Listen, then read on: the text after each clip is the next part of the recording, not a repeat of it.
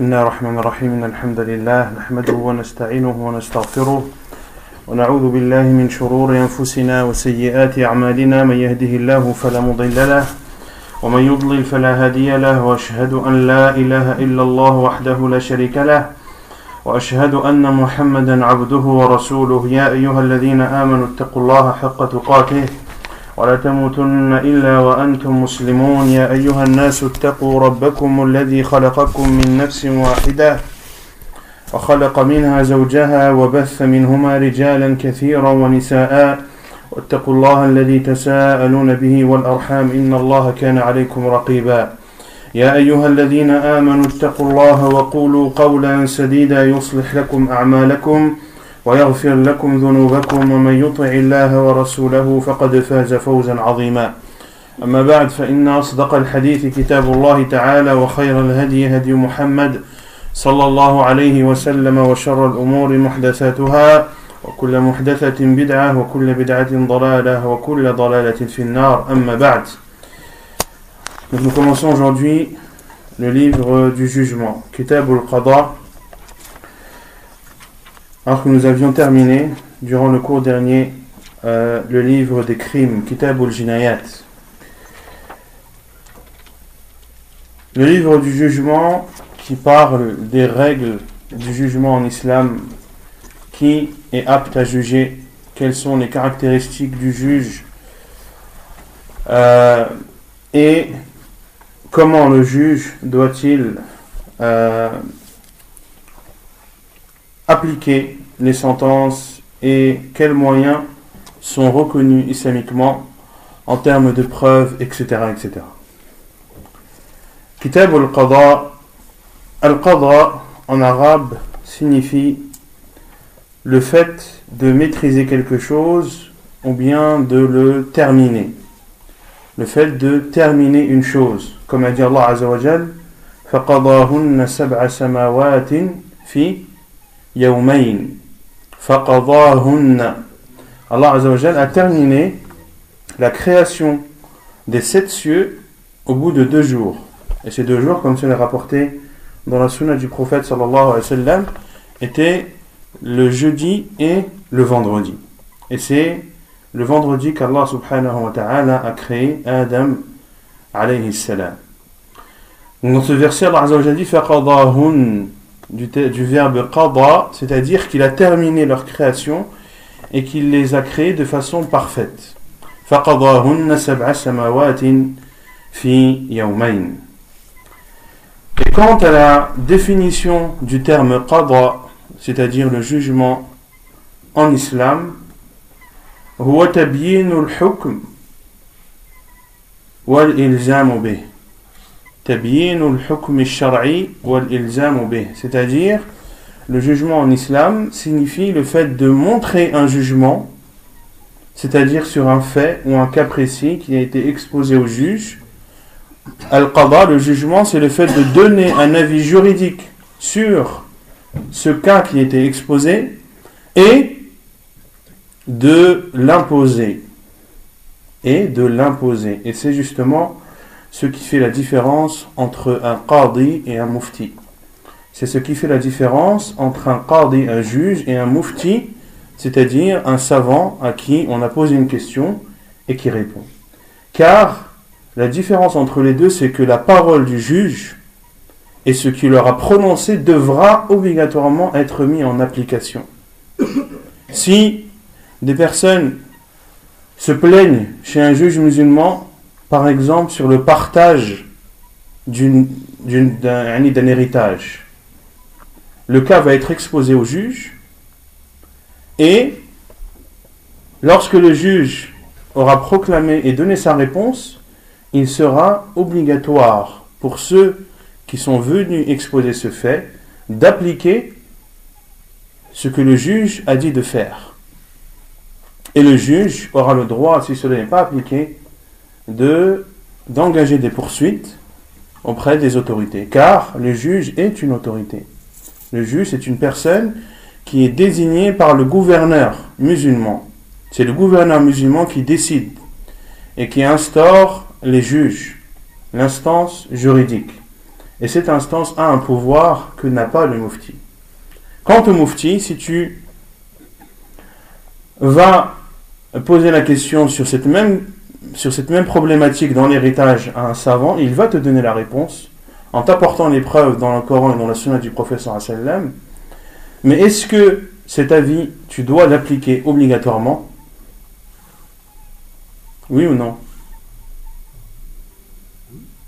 Oui ou non?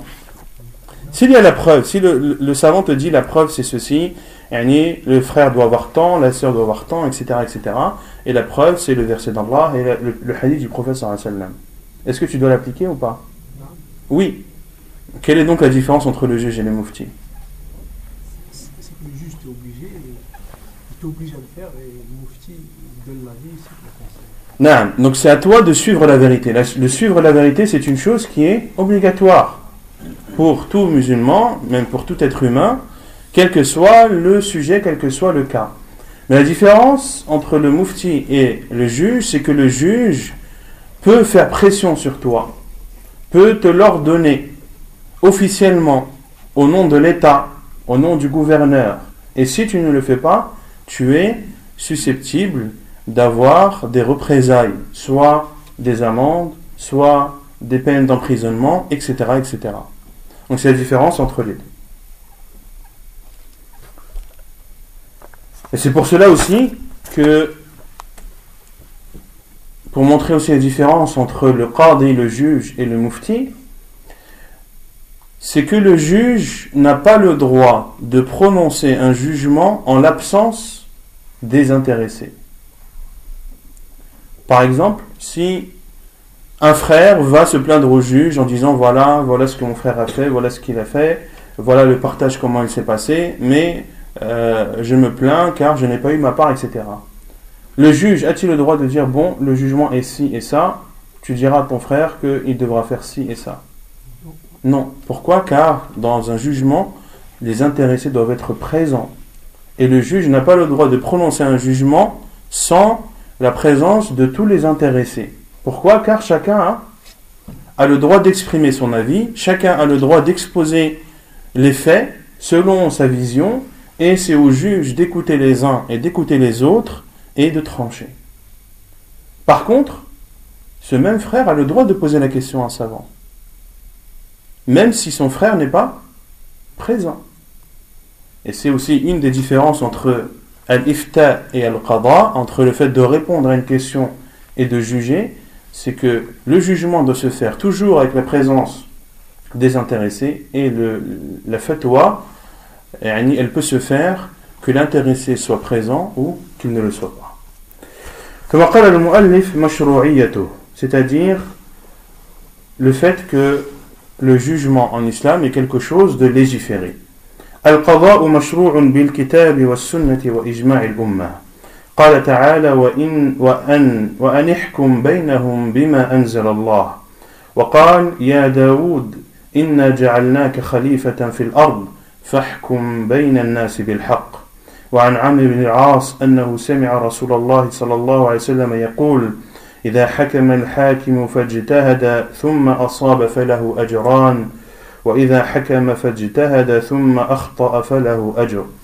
حديث متفق عليه وأجمع المسلمون على مشروعية القضاء. Donc le jugement est quelque chose de légiféré dans le livre d'Allah, dans la sunna du prophète sallallahu alayhi wa sallam, et à l'unanimité de la communauté musulmane. Allah Azza wa Jalla a dit dans Surat al-Ma'idah, et juge alors parmi eux d'après ce qu'Allah a fait descendre. Et juge alors parmi eux d'après ce qu'Allah a fait descendre, qui est Al-Qur'an. Et Allah Azza wa Jalla a dit dans Surat Sad, en s'adressant à Daoud alayhi salam, ô Daoud, nous avons fait de toi un calife sur terre. Juge donc en toute équité, c'est-à-dire en toute justice parmi les gens. Juge donc en toute justice parmi les gens. Et selon Abdullah et selon Amr Afwan ibn al-As, il dit qu'il a entendu le prophète sallallahu alayhi wa sallam dire: lorsqu'un juge donne son jugement, fajtahada, et a fait l'effort de rechercher dans son jugement la vérité, puis a atteint cette vérité, alors il aura 2 récompenses. Et s'il juge en recherchant la vérité, mais en se trompant, alors il aura une seule récompense. Et c'est un hadith rapporté par Al-Bukhari et Muslim. Dans ce hadith, le professeur sallam a dit Ida hakama al-hakim, lorsque le juge donne son jugement. Et ici, le juge, c'est-à-dire qu'il juge sur un cas. Et les savants disent que ce hadith du professeur sallam est général, c'est-à-dire qu'il englobe à la fois celui qui juge entre les gens et celui qui juge entre des personnes qui sont en conflit. Car un juge, quand est-ce qu'on a recours à lui? Quand il y a des litiges, quand il y a des conflits entre les personnes. C'est là où, pour trancher, il faut aller se plaindre à un juge. Et il y a le fait de juger entre les gens, c'est-à-dire de leur montrer la vérité. De leur montrer la vérité, et cela est fait le plus souvent par les savants. Et cela est fait le plus souvent par les savants. Donc ce hadith du prophète sallallahu alayhi wa sallam englobe à la fois les gens, à la fois les juges et à la fois les savants. Pour cela que beaucoup de savants utilisent ce hadith pour dire qu'un savant qui a atteint un haut niveau de science et qui est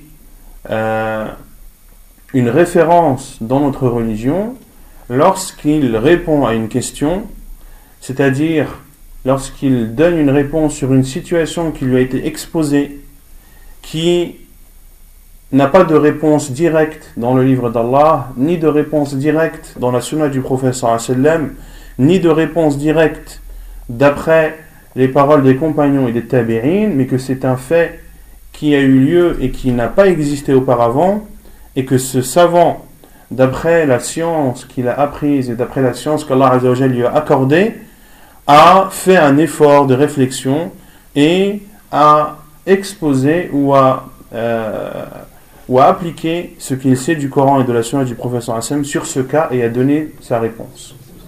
Si, comme c'est là, s'il a eu raison dans sa réponse, alors il aura 2 récompenses. La récompense de l'effort d'avoir recherché la vérité et la récompense d'avoir trouvé la vérité.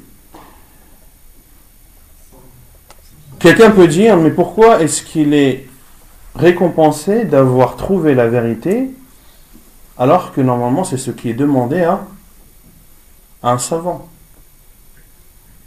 Un savant ne doit-il pas montrer la vérité? Ah, pourquoi? C'est comme si on récompensait quelqu'un qui faisait son travail. C'est logique de récompenser quelqu'un qui fait son travail. Dans la logique, c'est logique ou pas? Non? Et celui qui a son salaire, il a son salaire. On ne va pas le rétribuer parce qu'il a fait ce qu'il devait faire. En général, on donne une récompense à celui qui a bien fait son travail, à celui qui a fait même plus que ce qu'il devait faire. Mais les savants ont répondu en disant que, bien au contraire, il sera récompensé aussi pour avoir trouvé la vérité, car en ayant trouvé la vérité, celle-ci sera appliquée. En donnant la vérité et en donnant un jugement, les personnes derrière ne vont-ils pas le mettre en pratique? Donc ceci est un bien, et il sera récompensé pour cela.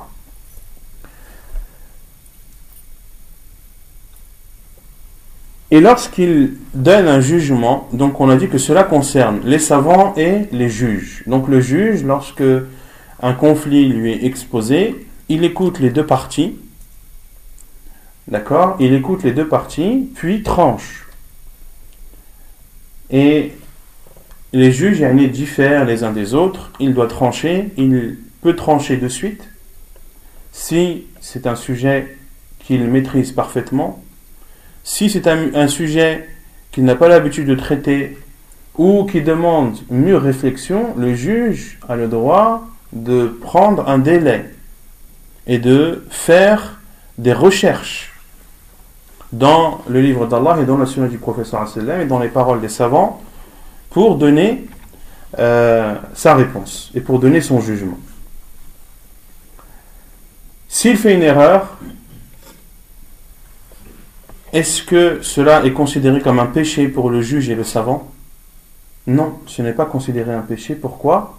Car il a fait l'effort, comme l'a dit le prophète sallallahu alayhi wa sallam, il a fait l'effort de donner la réponse, et si il s'est trompé, il ne l'a pas voulu.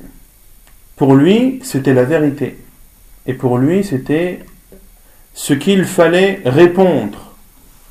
Donc, on ne peut pas lui reprocher quelque chose qu'il ne sait pas. Et bien au contraire, qu'il considère comme étant vrai, tout en étant juge et tout en recherchant la vérité.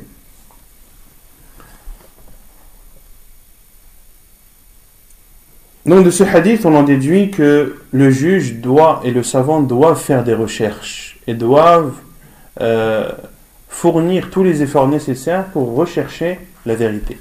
Et on en déduit aussi de ce hadith que la vérité est unique. Que la vérité est unique. Car certains disent, de toute façon, il y a une divergence des savants sur ce sujet, ils ont tous raison. Cela est faux.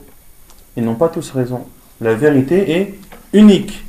Certes, ils seront tous récompensés en fonction de la réponse qu'ils ont donnée et si cette réponse est conforme à la vérité ou non. Donc oui, ils seront tous récompensés. Certains, un seul parmi ces savants aura 2 récompenses et les autres n'en auront qu'une. Mais la vérité est unique. Et donc, l'auteur a dit également que les musulmans sont unanimes sur le fait que le jugement en islam est quelque chose de légiféré. Hukmuhu, le jugement, c'est-à-dire du jugement. وهو فرض كفاية ويجب على الإمام أن يعين في البلاد حسب حاجتها من يحكم بينهم لأن النبي صلى الله عليه وسلم حكم بين الناس وبعث عليا إلى اليمن للقضاء وحكم الخلفاء الراشدون وولوا القضاء في الأمصار. Le jugement est un fard kifa'i, c'est-à-dire que lorsqu'une partie de la communauté le met en pratique, cela n'est pas obligatoire pour le reste des musulmans. Autrement dit, de juger, ce n'est pas une obligation pour tous les musulmans, mais c'est une obligation pour une partie d'entre eux. Et il est obligatoire au gouverneur, pour le gouverneur, de désigner dans son pays, selon le besoin, des personnes qui vont juger, c'est-à-dire des juges. Car le prophète sallallahu alayhi wa sallam a jugé entre les gens et il a envoyé Ali radiallahu anhu au Yémen pour juger.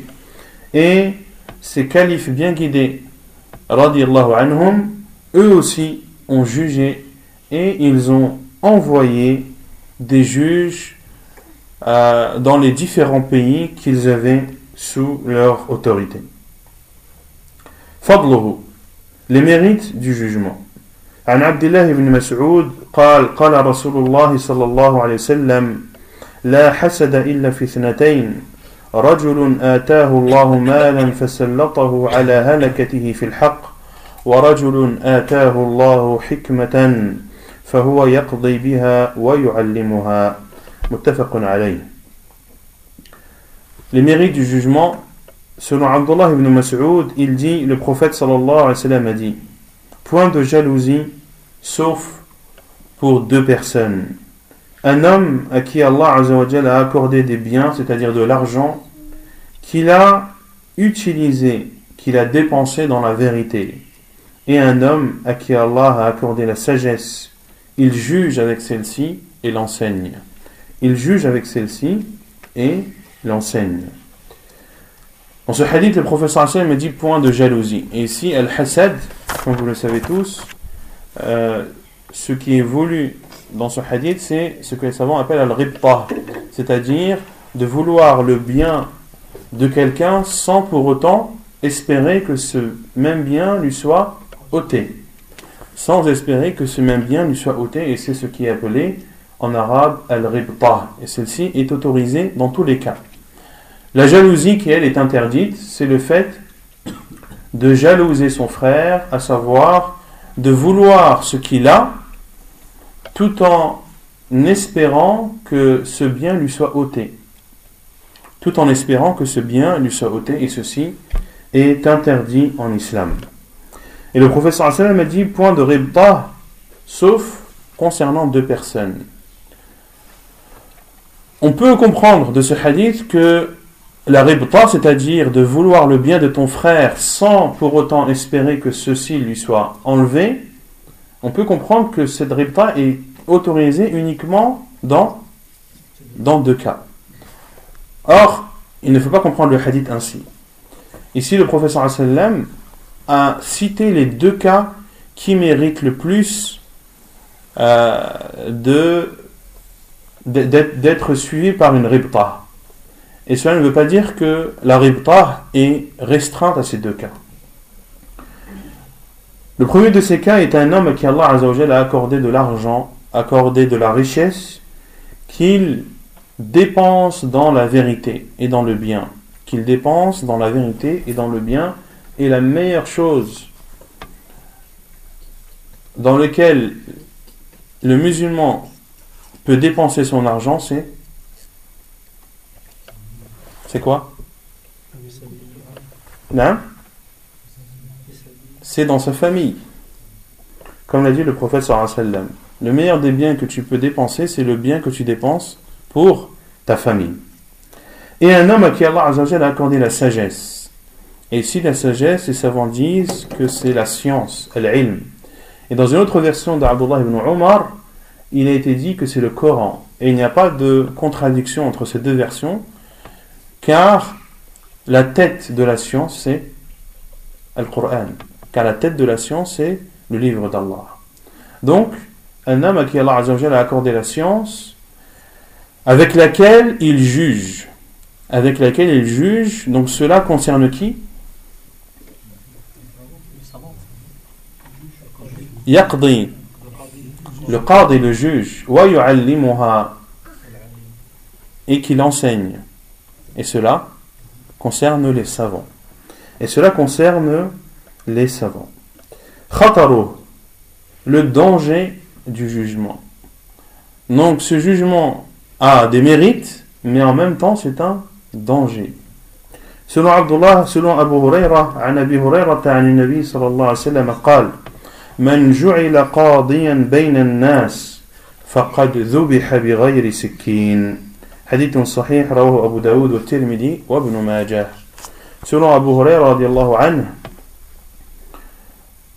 le prophète sallallahu alayhi wa sallam a dit celui qu'on a désigné comme juge, c'est-à-dire pour juger entre les gens, alors il a été égorgé sans couteau.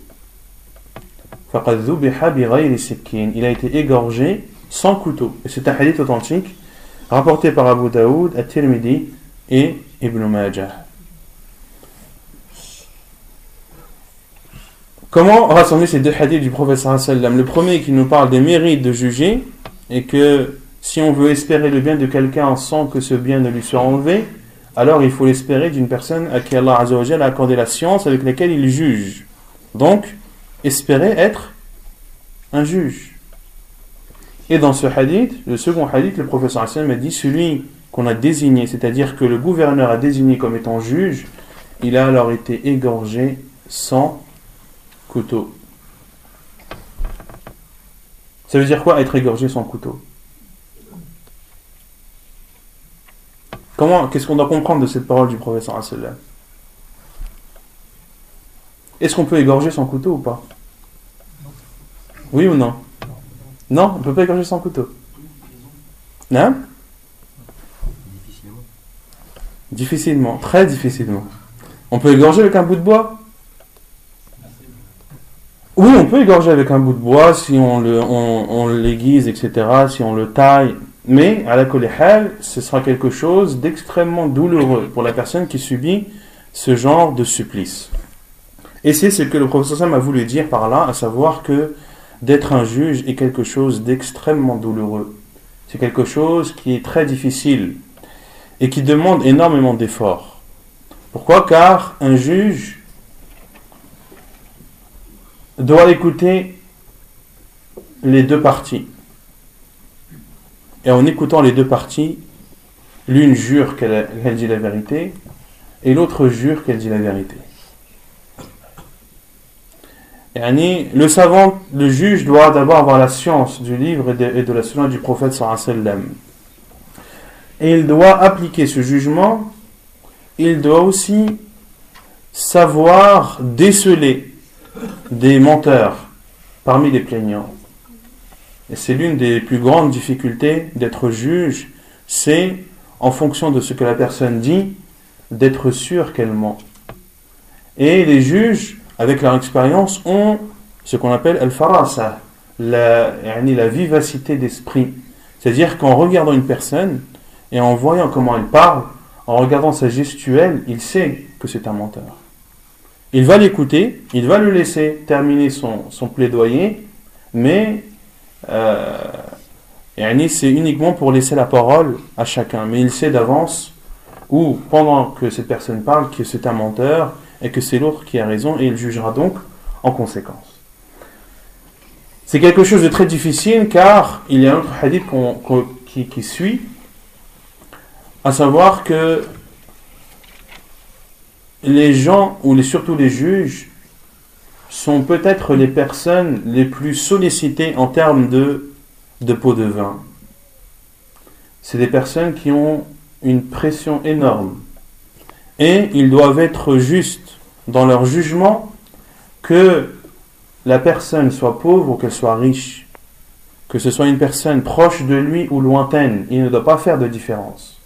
Et il ne doit pas suivre ses passions dans son jugement. D'accord ?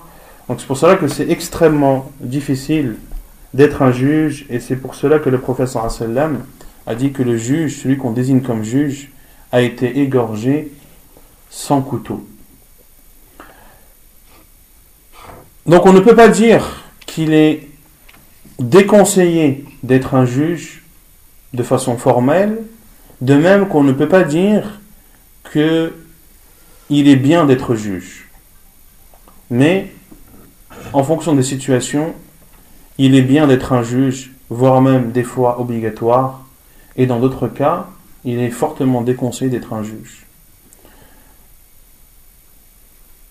Il est déconseillé d'être un juge lorsqu'il y a des personnes autres que toi qui sont plus aptes que toi à être juge. Dans ce cas, éloigne-toi de ce poste. Et ne l'accepte pas, car tu sais qu'il y a dans le pays où tu vis des personnes qui sont plus aptes que toi à l'être. Mais par contre, si le gouverneur te propose ce poste et tu sais qu'il n'y a personne d'autre que toi, ou que tu sais qu'il y a des personnes mais qui n'ont pas la compétence que tu as, ou tu sais qu'il y a des personnes qui ont la compétence mais qui ne sont pas correctes, qui ne sont pas sérieux, qui ont tendance à suivre leur passion, alors dans ce cas tu dois accepter et prendre cette responsabilité même malgré toi. Même malgré toi, et tu dois demander l'aide d'Allah subhanahu wa ta'ala dans cette tâche difficile. وعن أبي بريدة عن رسول الله صلى الله عليه وسلم قال القضاء ثلاثة اثنان في النار وواحد في الجنة رجل علم الحق فقضى به فهو في الجنة ورجل قضى للناس على جهل فهو في النار ورجل جار في الحكم فهو في النار. حديث صحيح رواه أبو داود وابن ماجه. السلام. Selon Abu Burayda, d'après le prophète sallallahu alayhi wa sallam, il dit: les juges sont au nombre de 3. 2 sont en enfer et 1 est au paradis. Un homme qui a su la vérité et a jugé par celle-ci, il sera au paradis. Un homme qui a jugé entre les gens par ignorance, il sera en enfer. Et un homme qui a été injuste dans son jugement, il sera en enfer. Donc les juges ne sortent pas de ces 3 catégories. Soit il connaît la vérité et juge par celle-ci. Et de ce hadith, on en déduit que le juge doit connaître la vérité. C'est-à-dire que ce doit être quelqu'un qui a de la science. Ce doit être quelqu'un, un homme qui connaît le livre d'Allah et qui connaît la sunna du prophète sallallahu alayhi wa sallam. Car un juge, on peut lui exposer tout cas de figure. Ça peut être en rapport avec le divorce, le mariage, ça peut être en rapport avec l'héritage, ça peut être en rapport avec des sentences, ça peut être en rapport avec l'adultère, ça peut être en rapport avec le vol, avec le fait de consommer de l'alcool, etc., etc. Et un homme qui a jugé par ignorance, et ça c'est la pire des choses, de désigner un juge ignorant. C'est la pire des choses que tu puisses faire à une société musulmane et le pire des cadeaux que tu puisses faire à un homme. Et également, un homme qui a jugé injustement, qui a été injuste dans son jugement.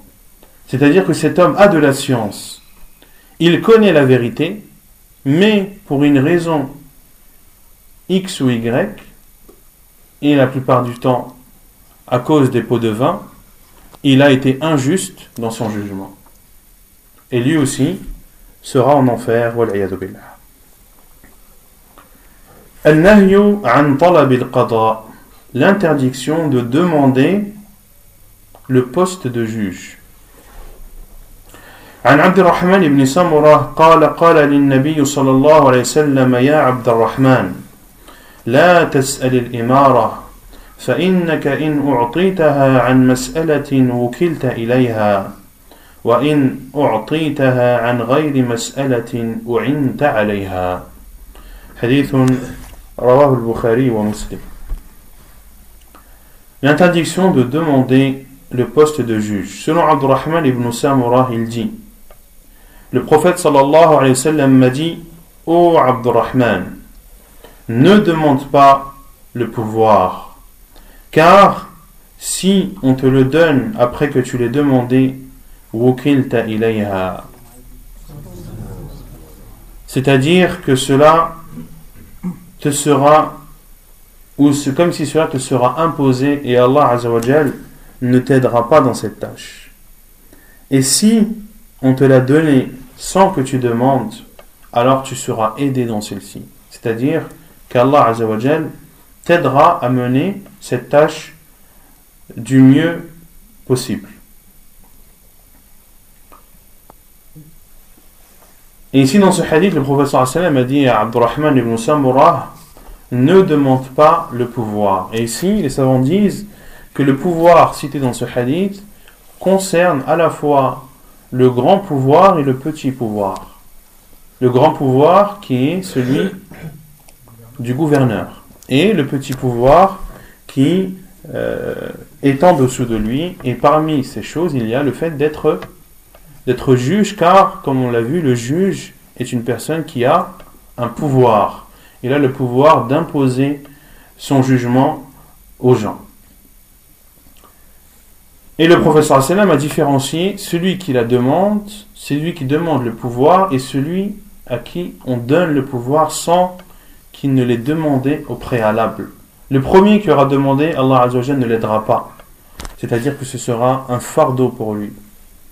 Et celui à qui on l'a donné, c'est-à-dire après avoir considéré que c'était la personne qui méritait le plus d'avoir ce poste, et que ce poste lui a été proposé et qu'il l'a accepté sans en avoir fait la demande au préalable, alors Allah Azza wa Jalla l'aidera dans cette tâche.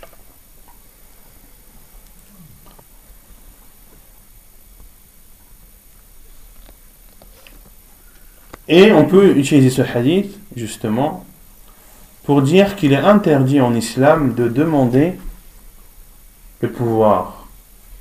Il est interdit en islam de se présenter à des élections présidentielles ou autres. En islam, on ne donne pas le pouvoir à celui qui le demande. Comme l'a dit le prophète sallallahu alayhi wa sallam dans un autre hadith: Inna la nuwalli ahadan sa'ala hada al-amr aw harasa alayhi. Nous ne donnons pas le pouvoir à celui qui l'a demandé ou à celui qui l'a recherché. à celui qui l'a demandé et à celui qui l'a recherché. Que dire alors de ceux qui à la fois le demandent et le recherchent? Ils le demandent en se proclamant officiellement candidat à tel poste, et ils le recherchent en faisant leur campagne à droite et à gauche, et en faisant espérer les gens par des promesses qui la plupart du temps ne sont pas tenues. Donc en islam, on ne donne pas le jugement et le pouvoir à celui qui le demande. Comment répondre à une ambiguïté que certains apportent, à savoir que Yusuf alayhi salam a dit Ij'alni ala khaza'in al-ard inni hafidhun alim. Mets-moi dans les richesses de la terre, car je suis une personne digne de confiance et savante. À qui Yusuf alayhi salam a-t-il dit cette parole? Al-Aziz, au roi d'Égypte. Il lui a dit désignez-moi comme étant responsable des ressources de la terre. Autrement dit, c'est l'équivalent à notre époque du ministre des Finances. Du ministre des Finances. Comment répondre à cette ambiguïté? Yusuf alayhi salam lui a demandé. Pourquoi vous dites, vous, qu'il est interdit de demander? C'est un cas particulier. Pourquoi c'est un cas particulier? Lui savait qu'il avait les compétences et que ça allait pas bien qu'il prenne ce poste. Non. Ahsant, il y a une des réponses que les savants ont données, à savoir que Yusuf alayhi salam savait que il avait ses compétences et que à son époque c'était lui qui méritait le plus d'avoir ce poste.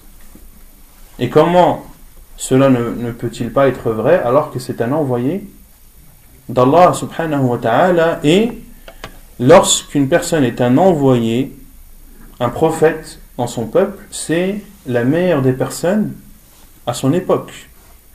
C'est la meilleure des personnes à son époque. Et la seconde réponse qu'ont donnée les savants, c'est que Yusuf alayhi salam n'était pas connu. C'était un inconnu.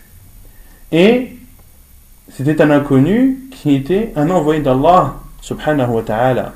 Donc il a dit cela pour se faire connaître auprès du roi. Et l'autre réponse, la troisième réponse que les savants ont donnée, c'est de lire ce qui précède ce verset. Dans ce qui précède ce verset, Allah Azza wa Jalla a dit وَقَالَ الْمَلِكُ أُتُونِي بِهِ أَسْتَخْلِصْهُ لِنَفْسِي فَلَمَّا كَلَّمَهُ قَالَ إِنَّكَ الْيَوْمَ لَدَيْنَا مَكِينٌ أَمِينٌ قَالَ الْمَلِكُ أُتُونِي بِهِ أَسْتَخْلِصْهُ لِنَفْسِي. Le roi, c'est-à-dire le roi d'Égypte, a dit amenez-le-moi أَسْتَخْلِصْهُ لِنَفْسِي, pour que je le garde pour moi, c'est-à-dire que je profite de son expérience. Pourquoi? Quelle expérience? L'interprétation des rêves. فَلَمَّا كَلَّمَهُ, et lorsque le roi a parlé et a eu la discussion avec Yusuf alayhi salam, قَالَ إِنَّكَ الْيَوْمَ لَدَيْنَا مَكِينٌ أَمِينٌ. Tu es, à partir d'aujourd'hui, pour nous, une personne qui a du mérite et qui est digne de confiance. Et les savants ont dit que lorsque le Malik Al-Aziz a dit cela à Yusuf alayhi salam, c'est-à-dire qu'il l'a considéré et qu'il l'a désigné comme faisant partie des personnes qui ont un pouvoir dans son royaume. Car il a dit, tu es à partir d'aujourd'hui, pour nous, quelqu'un qui a du mérite, quelqu'un qui a une place, makin et amin, et qui est digne de confiance. Et lorsque Al-Malik lui a fait cette proposition, c'est-à-dire qu'il a accepté le fait que Yusuf alayhi salam pourrait avoir un poste à responsabilité dans le royaume de Al-Aziz, c'est là où il a dit Ij'alni ala khaza'in al-ard. Juste après, désigne-moi dans les richesses de la terre, car je suis quelqu'un digne de confiance et qui a de la science. Donc ici, est-ce que c'est Yusuf alayhi salam qui est venu se présenter et exposer sa demande à Al-Aziz, ou est-ce que c'est Al-Aziz qui lui a dit de venir et après avoir discuté avec lui, avoir décidé qu'il allait avoir un poste et que Yusuf alayhi salam lui a conseillé et lui a dit, et lui a exposé le fait ou le poste dans lequel il se sentirait le mieux. Et c'est ce qu'il a fait alayhi salam. Donc dans ce verset, il n'y a pas la preuve qu'il est autorisé dans tous les cas de se présenter et de demander un poste, mais cela est restreint à une personne qui est dans le même cas de Yusuf alayhi salam, lorsque tu sais qu'il n'y a personne d'autre et que si tu ne le fais pas, c'est une personne qui sera 1000 fois pire que toi qui le fera. Alors dans ce cas, demande aux savants, demande leur avis et place ta confiance en Allah subhanahu wa ta'ala. Mais de prendre ce verset comme une règle en or, à savoir qu'il est autorisé à quiconque de demander quelque poste que ce soit, cela n'est pas vrai.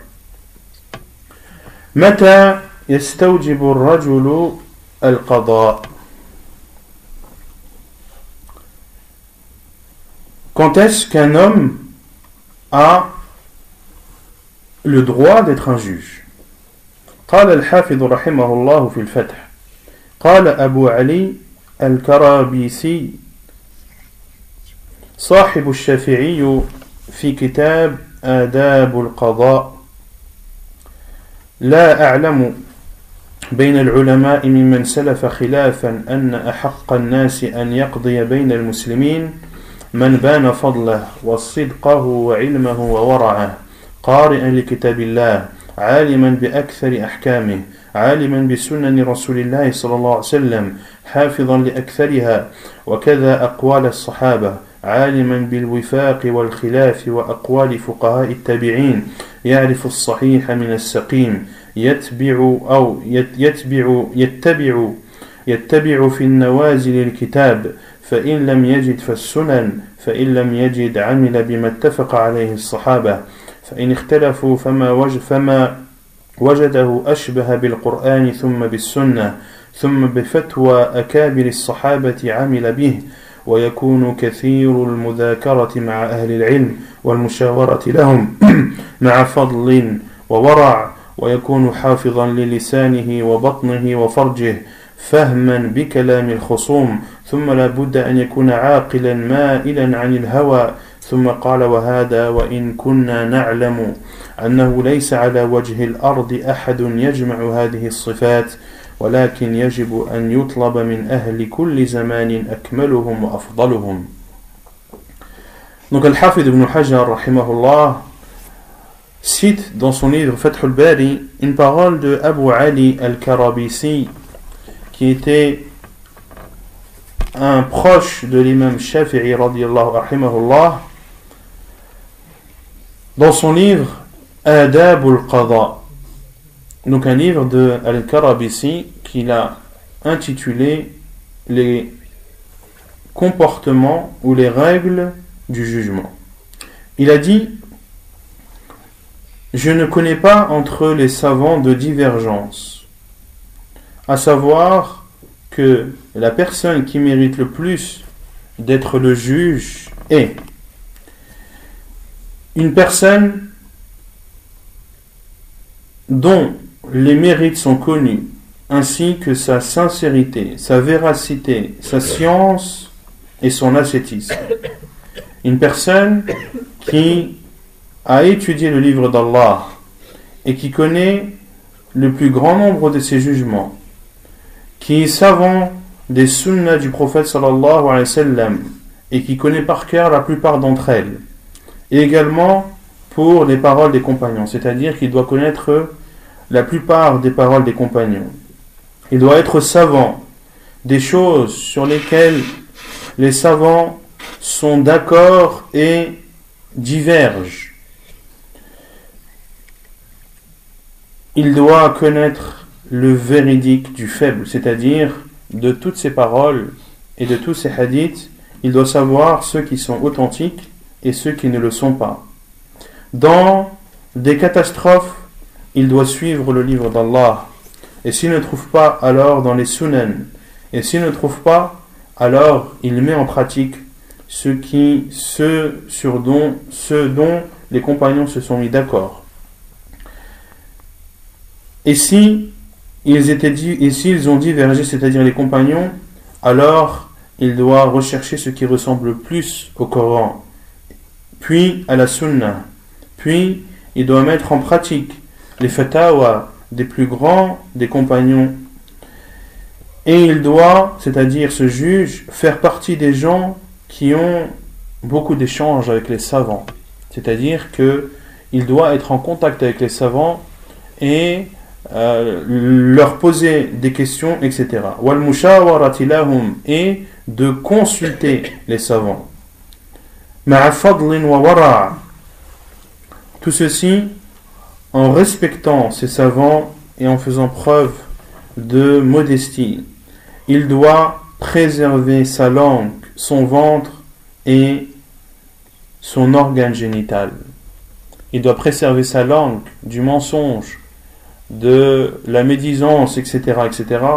Il doit protéger et épargner son ventre de manger du haram et que ce soit des choses interdites à la consommation ou des choses qui ont été achetées avec de l'argent interdit. Autrement dit, on peut comprendre aussi de cette parole qu'il ne doit pas prendre les pots de vin. Et il doit préserver aussi son organe génital, c'est-à-dire qu'il ne doit pas forniquer ni commettre l'adultère, car c'est un juge, et un juge applique les sentences concernant la fornication et l'adultère. Puis, Al-Karab ici dit, et nous savons pertinemment que personne sur terre ne peut réunir toutes ces caractéristiques. Mais ce qui est obligatoire de prendre en compte, c'est de choisir en fonction des époques les personnes qui sont les plus complètes et qui ont le plus de mérite. Donc les juges doivent être des personnes qui ont le plus de science, qui ont le plus de mérite et qui craignent le plus Allah subhanahu wa ta'ala. La yali al-qada an-nisa. Les juges ou le jugement ne peut être donné à une femme. عن أبي بكرة قال لقد نفعني الله بكلمة أيام الجمل لما بلغ النبي صلى الله عليه وسلم أن فارسا ملكوا ابنة كسرى قال لن يفلح قوم ولوا أمرهم امرأة. حديث صحيح رواه البخاري والترمذي والنسائي. On ne donne pas le jugement, c'est-à-dire on ne désigne pas comme juge une femme. Selon Abu Bakr, il dit Allah Azza wa Jal m'a comblé de bienfaits par une parole que j'ai entendue le jour de l'Jamal, le jour du chameau, ou Ayyam al-Jamal, les jours du chameau. Et il fait référence ici à la bataille du chameau, qui a eu lieu après la mort du prophète sallallahu alayhi wa sallam.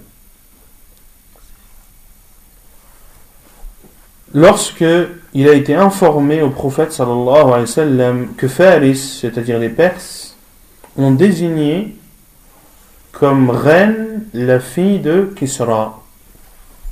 Kisra qui était le roi perse, et lorsqu'il est mort, ils ont désigné sa fille comme étant la reine de ce royaume. Et le prophète sallallahu alayhi wa sallam a dit Lan yufliha qawm. Un peuple ne connaîtra jamais la réussite lorsqu'il désigne à leur tête une femme. Un peuple qui désigne à sa tête une femme ne connaîtra jamais la réussite. Hadith rapporté par Al-Bukhari et autres. Adabul Qadi. Les règles et les comportements concernant le juge. يجب على القاضي أن يعدل بين الخصمين في لحظه ولفظه ومجلسه والدخول عليه. عن أبي المليح الهذلي قال كتب عمر ابن الخطاب رضي الله عنه إلى أبي موسى الأشعري أما بعد فإن القضاء فريضة محكمة وسنة متبعة فافهم إذا أدي إليك فإنه لا ينفع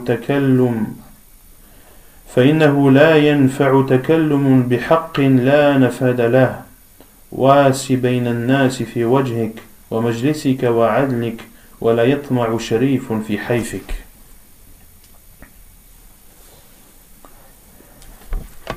Il est obligatoire pour le juge d'être juste entre les deux parties qui viennent se plaindre, car la plupart du temps il y a ceux qui sont d'accord, ceux qui ne sont pas d'accord, il y a le plaignant et le coupable qui sont exposés au juge, et il doit être juste entre les deux parties, fi lahdhihi, c'est-à-dire dans son regard. Il ne doit pas regarder une partie de façon méprisante et regarder l'autre partie de façon complaisante.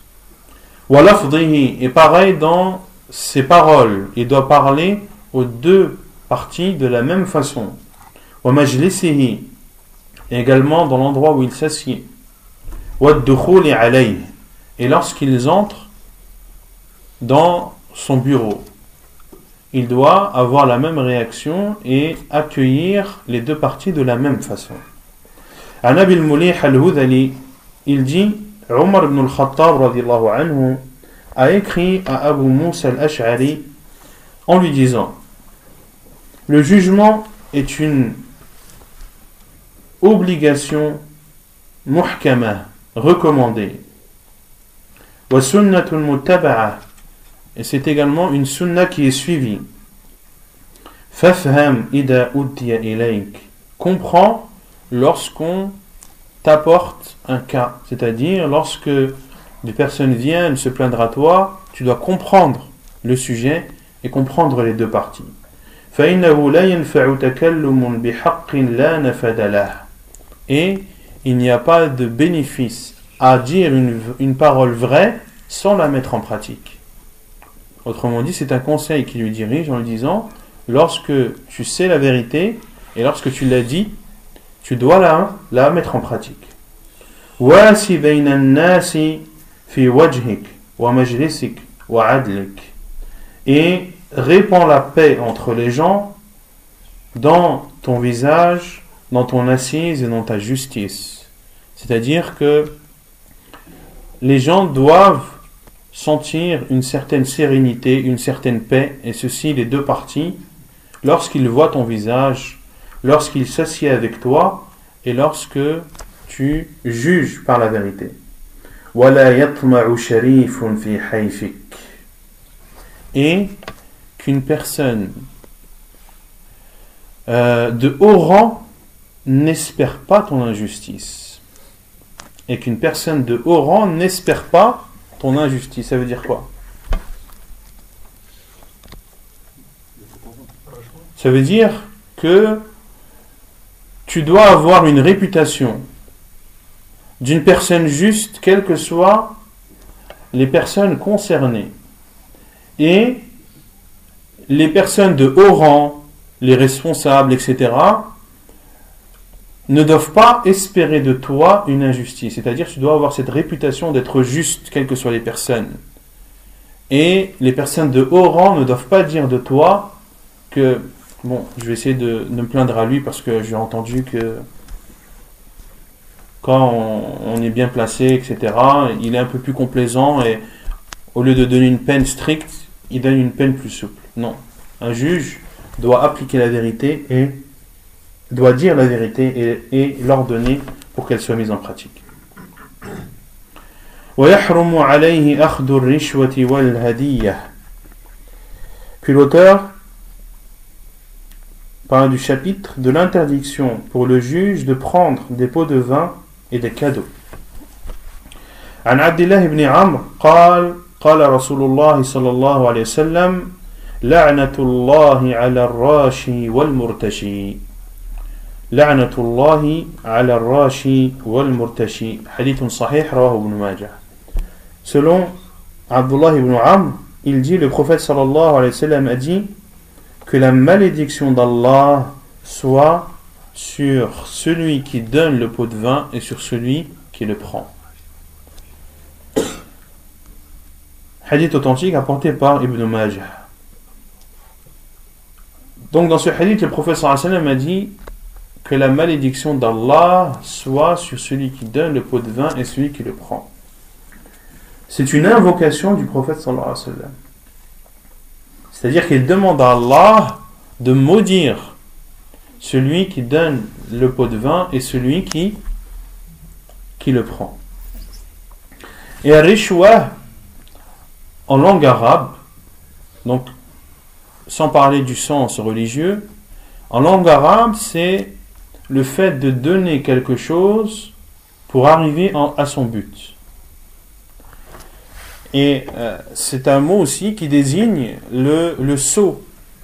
Le seau qu'on utilise pour prendre l'eau du puits. Car on utilise le seau pour arriver au but qui est de prendre l'eau. Donc le sens littéraire, c'est le fait de donner de l'argent ou de donner quelque chose pour atteindre son but. Et la définition de la rishwa en islam, c'est le fait de donner de l'argent ou un bien pour faire un mal ou pour abolir un vrai, ou pour abolir un droit. Pour faire un mal ou pour abolir un droit. C'est la définition de al-rishwa. Et celui qui donne un pot de vin pour abolir un bien ou pour faire un mal, alors à la fois celui qui donne et celui qui prend sont maudits par le prophète sallallahu alayhi wa sallam. Et il y a un cas dans lequel c'est uniquement celui qui prend qui est maudit et non celui qui donne. Et ce cas intervient lorsqu'une personne donne de l'argent pour une chose qui est bien, pour un haqq. Par exemple, tu as le droit d'entrer dans un pays. Tu as fait les démarches de visa, tu as obtenu le visa, tu te rends dans ce pays, arrivé à la douane, le douanier te dit non, tu rentres pas. Est-ce que c'est ton droit d'entrer? Oui. Tu n'as pas fait de mal, ce n'est pas un faux visa, ce n'est pas un faux passeport, c'est bien toi. Le tampon est un tampon qui émane du consulat, etc. Tu es en total, tu es dans les règles. Et ce douanier te dit, soit tu me donnes 200 € ou soit tu retournes chez toi. Je peux très bien dire que ce passeport c'est un faux, et de toute façon, ma parole contre la tienne, ce sera la mienne. Donc soit tu me donnes 200 € ou soit tu retournes chez toi. Ici, tu as le droit de donner les 200 €. Pourquoi? Car tu as donné l'argent pour un bien. Et dans ce cas, c'est celui qui a pris qui est maudit et non celui qui a donné. Dans ce cas, c'est celui qui a pris l'argent, c'est-à-dire ce douanier, qui sera maudit et non celui qui a donné. Et c'est la règle, parce que beaucoup posent des questions sur les choix. Est-ce que c'est un pot de vin? Est-ce qu'on a le droit? Est-ce qu'on n'a pas le droit? La règle, c'est ça. Si tu donnes de l'argent pour quelque chose qui est bien et ton droit, sans ruse, sans détournement, sans mensonge, etc., et que ce que tu veux faire, tu as le droit de le faire et c'est ton droit de le faire, et que de l'autre côté on te demande une contrepartie, alors dans ce cas tu as le droit de la donner et le péché reviendra à l'autre. Par contre, si ce que tu fais n'est pas légal, si ce que tu fais n'est pas en règle, si ce que tu fais n'est pas accepté et que tu donnes de l'argent pour que cette chose soit acceptée ou pour esquiver un impôt par exemple ou autre, dans ce cas, tu n'as pas le droit de donner cet argent. Et si tu le fais, alors à la fois toi et celui à qui tu as donné, vous êtes maudits par le prophète sallallahu alayhi wa sallam.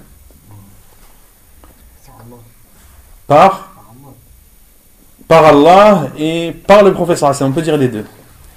Parce que le professeur sallam et les compagnons ont dit, justement dans ce hadith, il y a d'autres versions, La'ana Rasulullah sallallahu alayhi wa sallam ar-rashi wal-murtashi. Il y a l'autre version qui dit que le professeur sallam a maudit celui qui donne le pot de vin et celui qui le prend. Mais à la malédiction, ça signifie le fait de s'éloigner, d'être éloigné et d'être privé de la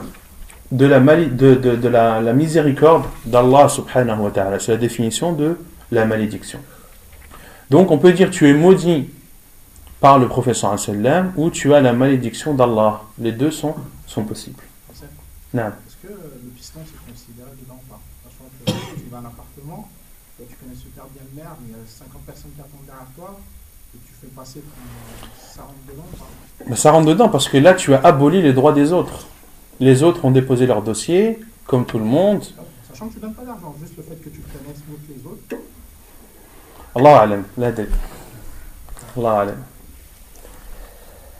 وعن أبي حميد الساعدي أن رسول الله صلى الله عليه وسلم قال هدايا العمال غلول هدايا العمال غلول وهو حديث صحيح رواه البيهقي وأحمد في مسنده. Et selon Abi Humayd al-Sa'idi, il dit, le prophète sallallahu alayhi wa sallam a dit, donc dans le premier hadith, il y a la preuve qu'il est interdit de donner un pot de vin. Et pourquoi l'auteur a cité ce hadith? Car les personnes les plus concernées et les plus convoitées sont les juges. Donc le juge n'a pas le droit de prendre les pots de vin. Donc ça, la preuve, c'est le premier hadith. Mais l'auteur a dit qu'il est interdit aux juges de prendre les pots de vin et de prendre des cadeaux. Donc là, c'est le second hadith qui prouve qu'il est interdit aux juges de prendre des présents et d'accepter des cadeaux des gens. وعن أبي حميد الساعدي, il dit, le prophète sallallahu alayhi wa sallam a dit, les cadeaux ou les cadeaux des fonctionnaires sont considérés comme du rouloul. Qu'est-ce que le rouloul? De prendre le butin sans le partager. De prendre le butin sans le partager fait partie des grands péchés en islam.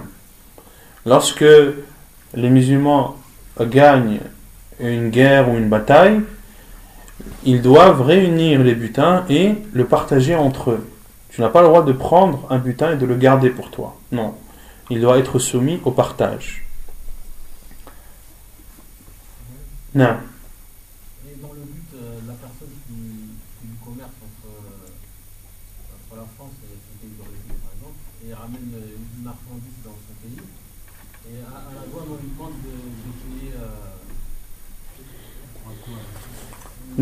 Là c'est pareil, le fait d'être commerçant, de faire de l'import-export et d'être amené à envoyer de la marchandise dans un pays, tout dépend de cette marchandise. Est-ce que c'est une marchandise qui est soumise à des taxes ou pas?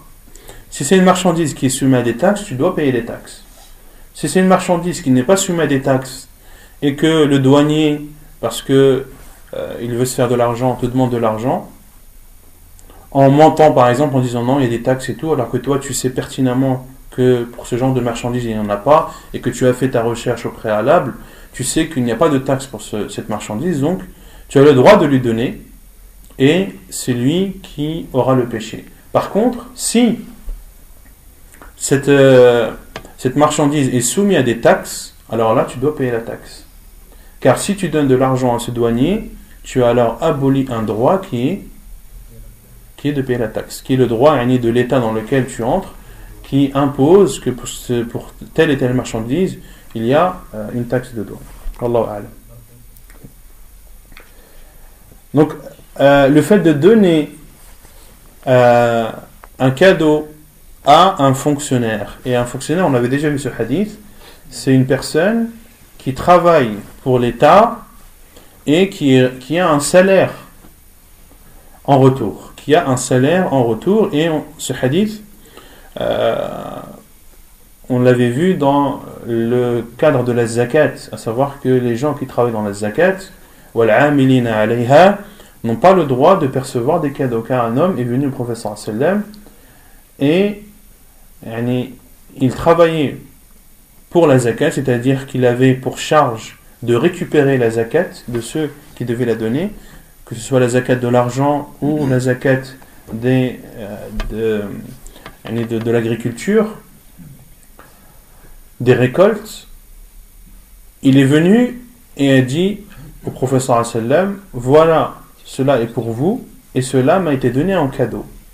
Cela est pour vous et cela m'a été donné en cadeau. Et le prophète sallallahu alayhi wa sallam s'est énervé, il a rougi, il est monté sur le minbar et a dit, que pensez-vous de peuples que nous envoyons récupérer la zakat et ils reviennent en disant ceci est pour vous et ceci m'a été donné en cadeau. Puis le professeur Hassan a dit que ces personnes restent alors dans les maisons de leur père et de leur mère et ils verront si ces cadeaux leur seront donnés. Et le professeur Hassan a ensuite dit que par Allah, celui qui prend des cadeaux, si c'est il le portera le jour du jugement sur son épaule. Si c'est un chameau, alors il criera. Si c'est une vache, alors elle bêlera. Et si c'est une chèvre, alors elle fera son cri. À Kulihal, le professeur Hassan voulait dire qu'il portera ce qui lui a été donné en cadeau et que cet animal ne restera pas tranquille. C'est-à-dire que sur son dos, il sera agité et il poussera des cris. Et ceci sera un de ses châtiments, ce ne sera pas tous ses châtiments, mais un de ses châtiments à celui qui prend des cadeaux alors que c'est un fonctionnaire, c'est-à-dire qu'on le paye pour son travail, donc il ne doit pas avoir de cadeaux. Et entre dans cette catégorie le juge. Le juge, car un juge qui accepte des cadeaux, ou une personne en général à qui on fait un cadeau, cette personne, de façon presque innée, va ressentir de la compassion envers celui qui lui a offert. Et son jugement ne pourra pas être juste. Et ne pourra pas être juste à 100%, même si, de façon générale, il pourrait paraître juste, mais le fait qu'il ait reçu un cadeau de cette personne va obligatoirement influencer dans son jugement. Illa man rahim Allah. نعم ونكتفي بهذا القدر وسبحانك اللهم وبحمدك أشهد أن لا إله إلا أنت أستغفرك وأتوب إليك